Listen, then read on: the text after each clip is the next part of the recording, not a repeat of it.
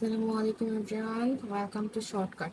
আজকে আমরা যে বিষয়টা নিয়ে আলোচনা করব সেটি হচ্ছে লিনিয়ার ইন্টারপোলেশন অথবা হচ্ছে স্প্লাইন ইন্টারপোলেশন। আচ্ছা, এই ম্যাথগুলো হচ্ছে অনেক ইজি, আগেই বলে দিই, একদম তেমন কোনো কষ্টই নাই। আচ্ছা, আমি আপনাদের বোঝার সুবিধার্থে আগেই হচ্ছে ফর্মুলা লিখে রেখেছিলাম। তেমন কিছুই না, আমাদেরকে হচ্ছে একটা এক্স এর মান বা ওয়াই এর মান, যেটারই হচ্ছে একটা মান বের করতে হবে। তো কখন বের করবো? যখন হচ্ছে ধরেন আমাদের এখানে আই এর মান যদি আমরা 1 ধরি, আর এখানে যদি এখানে থাকে তাহলে কত 2, কিন্তু আমাদেরকে একটা আলাদা এক্স এর মান দেওয়া থাকবে, মেইন মান, যে ওটা থেকে বলবে যে এত সালেরটা বের করো বা এত সংখ্যাটা বের করো। তখন যখন যে কাজটা আমাদের করতে বলবে ওই সময় এই যেটা মানে বলবো, যদি 50-এর বের করো তখন এই এক্সটা হবে তখন আমাদেরকে 50, দেন ওইভাবে আমাদের এটা হচ্ছে করতে হবে। চলুন আমরা এটাকে একটা এক্সাম্পলের সাথে বোঝার চেষ্টা করি। দেখুন, এখানে একটা এক্সাম্পল আমি লিখে নিয়েছি। তো এখানে দেখেন আপনাদেরকে কি বলছে, এখানে আপনাদেরকে বলছে যে ফাইন্ড ভ্যালিডিটি এট 17 টাইম 17, রাইট? তো এটা হচ্ছে আমাদের এক্স, যেটা আমাদেরকে এখন হচ্ছে এই যে দেখে আমি আপনাকে বলছিলাম যে একটা দেওয়াই থাকবে, বলাই থাকবে এত তো একটা ওইটার বিপরীতে কি আছে ওটা ফাইন্ড করো। তো এটা হচ্ছে আমাদের এক্স। তাই এখন আমাদের যে এক্স ধরলাম, এই যে এক্স আই ওয়াই আই, এগুলো তো কোথাও লিখে দেওয়া না, কোথায় ধরবো? এখানে এটাকে ধরবো এক্স আই, আর এটাকে ধরবো ওয়াই ওয়াই, এক্স আর হচ্ছে ওয়াই ধরবো কেন? কারণ হচ্ছে এইগুলো হচ্ছে এক্স এন, হচ্ছে ওয়াই এন, ঠিক আছে? কারণ হচ্ছে কি, দেখেন আপনাকে বলছে যে টাইম এততে আপনি বলছে ভ্যালোসিটি বের করতে বলছে, তাই না? যেটাকে বলবে বের করতে, তো আপনি কি করবেন, এই উপরটাকে হচ্ছে এক্স ধরে নেবেন, নিচটাকে ওয়াই ধরে নেবেন, ঠিক আছে?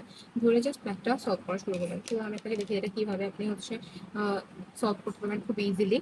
প্রথমত তেমন কিছু নয়, সবগুলো যা যা দেওয়া আছে তা আপনি হচ্ছে লিখে নেবেন। কিভাবে লিখে নেবেন? হেয়ার is the xn, তার মানে 1, এটা 2, এটা হচ্ছে x not, x1 x2 x3 x4, ঠিক আছে? তো আমরা কি করবো, hair x0 equal to 0, x1 equal to 10, x2 equal to 15, x3 equal to 20, x4 equal to 22.5, ওকে? তো এখানে এটা কি লিখবো, সেম y0 equal to 0, মানে যা দেওয়া আছে বাস এখন শুধুমাত্র ক্রমান্বয়ে এগুলো লিখে নিব। আমি লিখে নিয়েছি, কারণ সময় যেন বেশি কনজিউম না হয় তার জন্য লিখে নিলাম। ঠিক আপনারা ঠিক এগুলো ক্রমান্বয়ে একটার পর একটা লিখে নেবেন যে আপনাদের কাছে আসলে কি কি আইটেমস দেওয়া আছে, ওকে? অবশ্যই এটাও লিখে নিতে হবে যে আপনাদের কাছে এখানে এক্স কি। তো আপনারা লিখে নেবেন এক্স ইকুয়াল টু কত, 70, ওকে?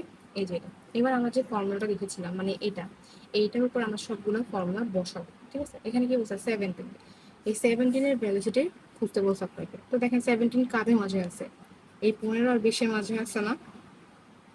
তাহলে আপনাদের এখানে এই যে ওয়াই আই, এই ওয়াই আইটা হবে কখন, যখন এক্সট্রা এই যেটা এটা হচ্ছে আপনার এটা কোন ঘরে আছে যদি দেখি, তাহলে 15, রাইট? x2 y2 তে আছে। তো আপনাদের এখানে ওয়াই আই হচ্ছে y2, R y i plus 1 হচ্ছে y3। জাস্ট এখন ফর্মুলাতে জাস্ট মানগুলো বসিয়ে দিব, বসিয়ে দিয়ে দেখবো যে আসলে আমাদের যে ভ্যালুসিটিটা আমরা খুঁজতেছিলাম ওটা আসলে কত আসে। চলুন দেখি। তো ফর্মুলাটা আমরা আগে লিখে নিই।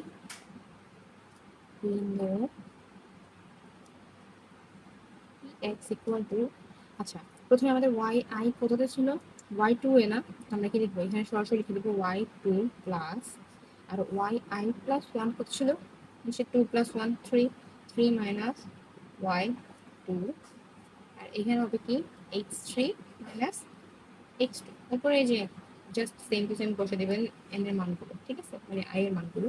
এন্ড এখানে আমাদের x তো দেওয়াই আছে 17, আর এখানে কি বসবে, এখানে যেটা ছোট মানটা সেটা x2।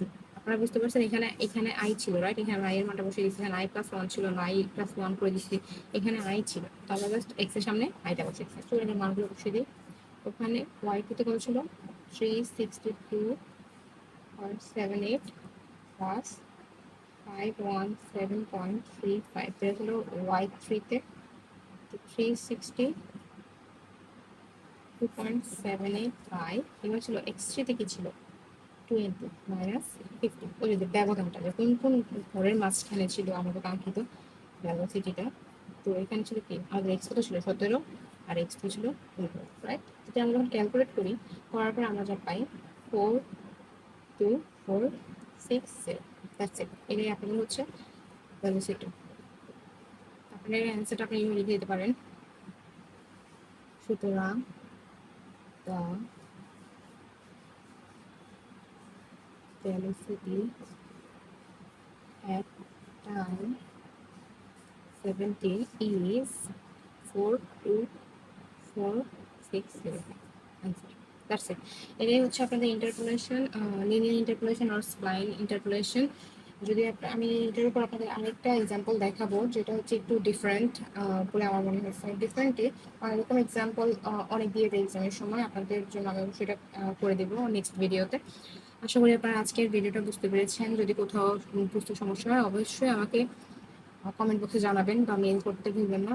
আর আপনারা যদি কোনো বিগত টপিকগুলোতে কোনো প্রবলেম থাকে অবশ্যই আমাকে জানাবেন। ততক্ষণ আপনি সুস্থ থাকবেন, ভালো থাকবেন। আল্লাহ হাফেজ।